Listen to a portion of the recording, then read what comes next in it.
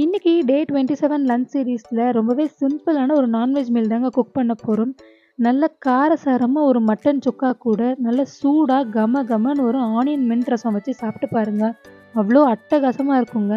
இத நீங்க சீக்கிரமா சமைச்சிடலாம். அதே சமயத்துல டேஸ்ட் வைஸ் அவ்வளோ சூப்பரா இருக்கும். வாங்க எப்படி செய்யலாம்னு பார்க்கலாம். ஃபர்ஸ்ட் ஒரு பேன்ல ஒரு டேபிள் ஸ்பூன் எண்ணெய் ஊத்தி அது சூடானதும் கடுகு, கொஞ்சமா வெந்தயம், கருவேப்பிலை, கூடவே தட்டி வச்சிருக்க இஞ்சி பூண்டு, தட்டி வச்சிருக்க சின்ன வெங்காயம் ஒரு 5 எல்லாத்தையும் போட்டு நல்லா வதக்கிக்கோங்க. இப்போ இதில் ஒரு டேபிள் ஸ்பூன் மிளகு பொடி, ஒரு டேபிள் ஸ்பூன் சீரகப்பொடி ஆட் பண்ணிக்கிறேன்.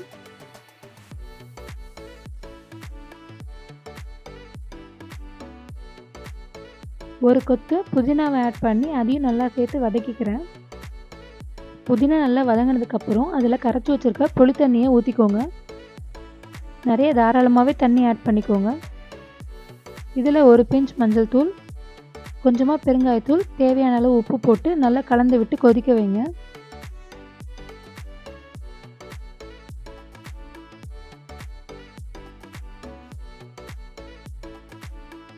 வாசனைக்காக ஒரு பச்சை மிளகாயை கட் பண்ணி போட்டுக்கோங்க. நான் முன்னாடியே போட மறந்துட்டேன்.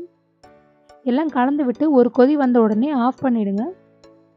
இப்போது நம்ம மட்டன் சுக்கா செய்கிறதுக்காக நான் பேனில் ஒரு டேபிள் ஸ்பூன் எண்ணெய் ஊற்றிக்கிறேன். எண்ணெய் சூடானதும் சோம்பு போட்டு அது பொரிஞ்ச உடனே கட் பண்ணி வச்சுருக்க சின்ன வெங்காயம் ஒரு 15 இதில் ஆட் பண்ணிக்கோங்க. கூடவே ஒரு பச்சை மிளகாய் ஆட் பண்ணி கருவேப்பிலை போட்டு நல்லா வதக்கிக்கோங்க. வெங்காயம் லேசாக வதங்கின உடனே அதில் இஞ்சி பூண்டு பேஸ்ட் ஆட் பண்ணிக்கோங்க.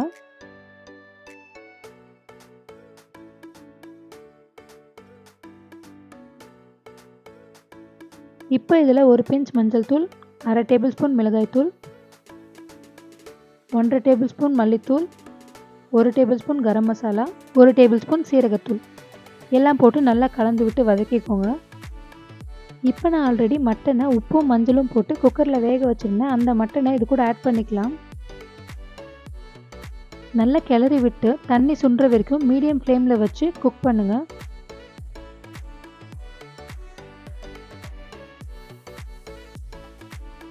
தண்ணியெல்லாம் சுண்டி நல்லா எண்ணெய் பிரிஞ்சு வரும்போது அதில் நான் 1 டேபிள் ஸ்பூன் மிளகுத்தூள் ஆட் பண்ணிக்கிறேன்.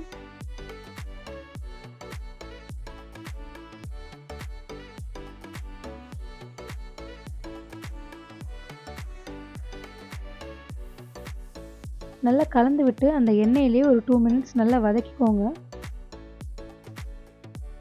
நல்லா தண்ணியெல்லாம் சுண்டி நல்லா சூப்பராக குக் ஆகி பார்க்கவே ரொம்ப சூப்பராக இருக்குது. இப்போ இதில் கொத்தமல்லி தூவி சர்வ் பண்ணுங்கள்.